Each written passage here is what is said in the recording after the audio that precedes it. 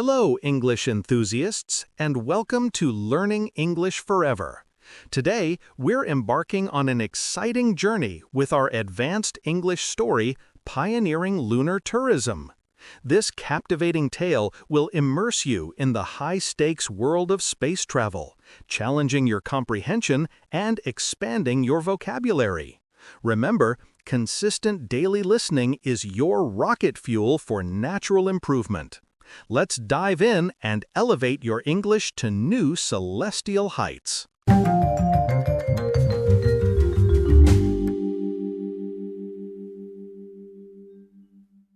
Mark, Lily, are we truly on the cusp of making lunar tourism a tangible reality for the masses?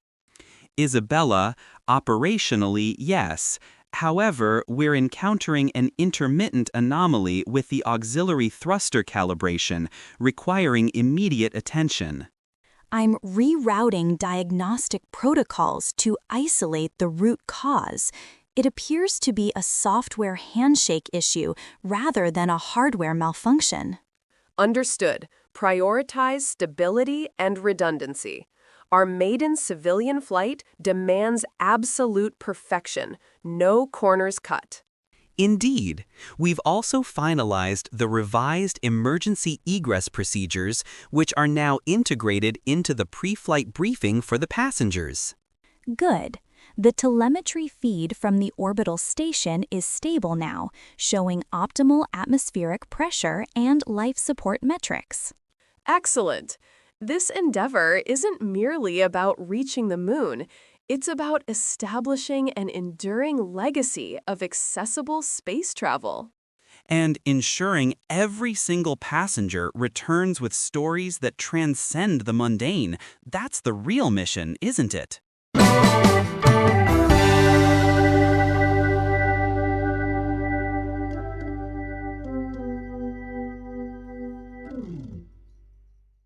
In this riveting dialogue, we witness a pivotal moment for a visionary space tourism company. The title, Pioneering Lunar Tourism, refers to the groundbreaking effort of being the first to develop and offer tourist trips to the moon, carving a new path in the travel industry. Our characters are facing the thrilling challenges of making this ambitious dream a reality. Now, let's break down some of the sophisticated language used, phrase by phrase, to enhance your understanding.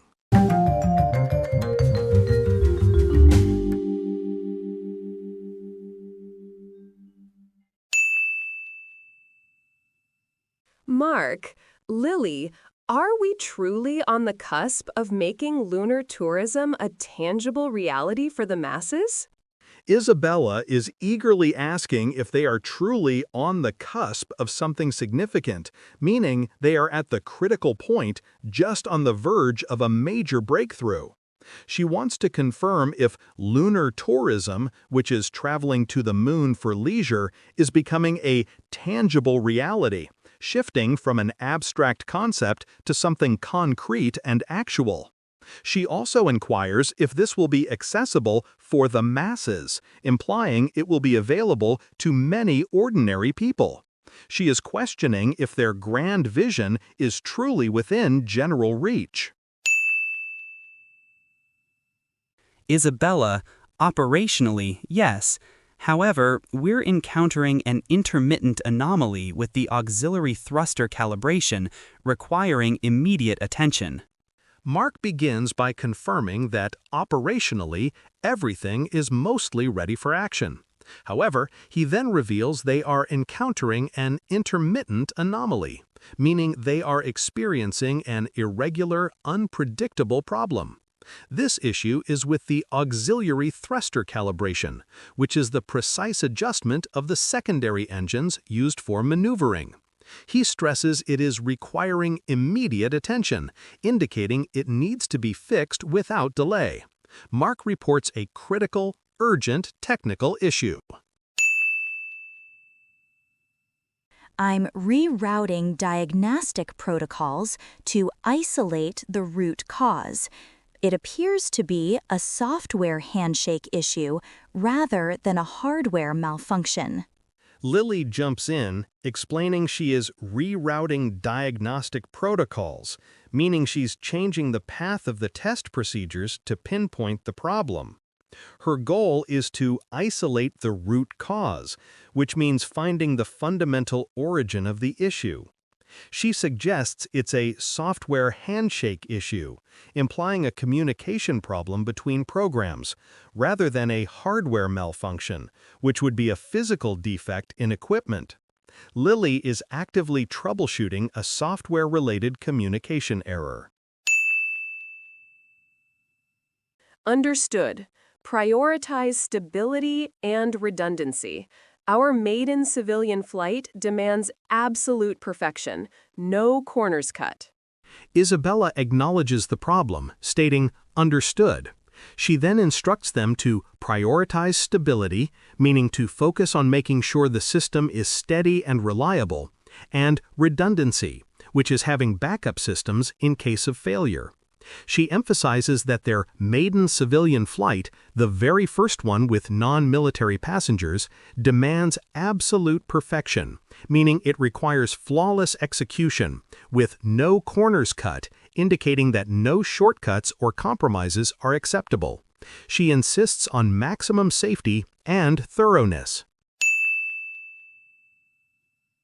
Indeed, we've also finalized the revised emergency egress procedures, which are now integrated into the pre-flight briefing for the passengers. Mark confirms Isabella's point by saying, "Indeed," showing his agreement. He then shares a crucial update.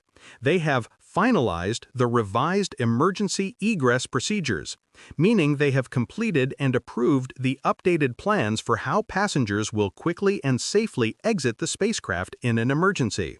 These procedures are now integrated into the pre-flight briefing, meaning they are included as a standard part of the information session given to passengers before departure. Mark confirms updated safety protocols are ready for passengers. Good. The telemetry feed from the orbital station is stable now, showing optimal atmospheric pressure and life support metrics. Lily responds positively with "good." She then provides an encouraging update. The telemetry feed from the orbital station, which is the data being sent wirelessly from the space station, is now stable, meaning it's consistent and reliable. This data is showing optimal atmospheric pressure, indicating the air pressure is at its ideal level, and life support metrics, which are measurements of the systems keeping people alive, are also excellent.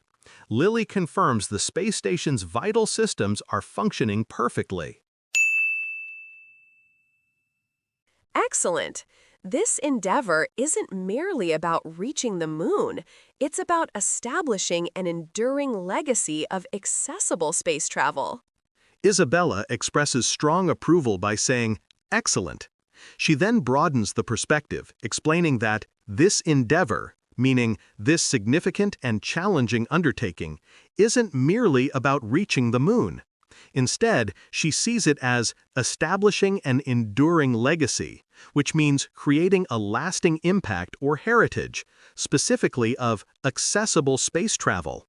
This implies making space journeys available and affordable for a wider range of people.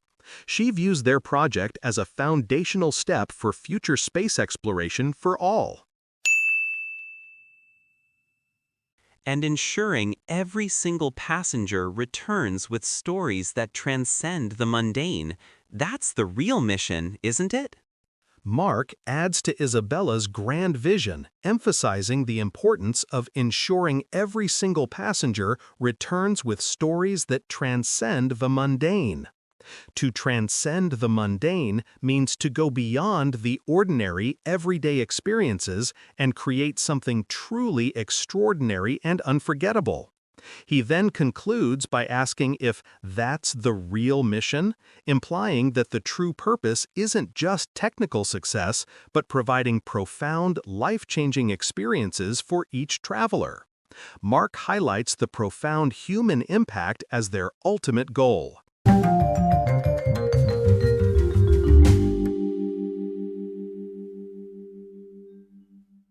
And that concludes our advanced English journey with pioneering lunar tourism.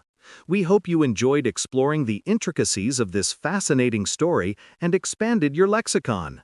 Keep practicing, keep listening, and keep pushing your boundaries. Remember to check out our beginner and intermediate levels too. Please like, share, and subscribe to Learning English Forever for more exciting lessons.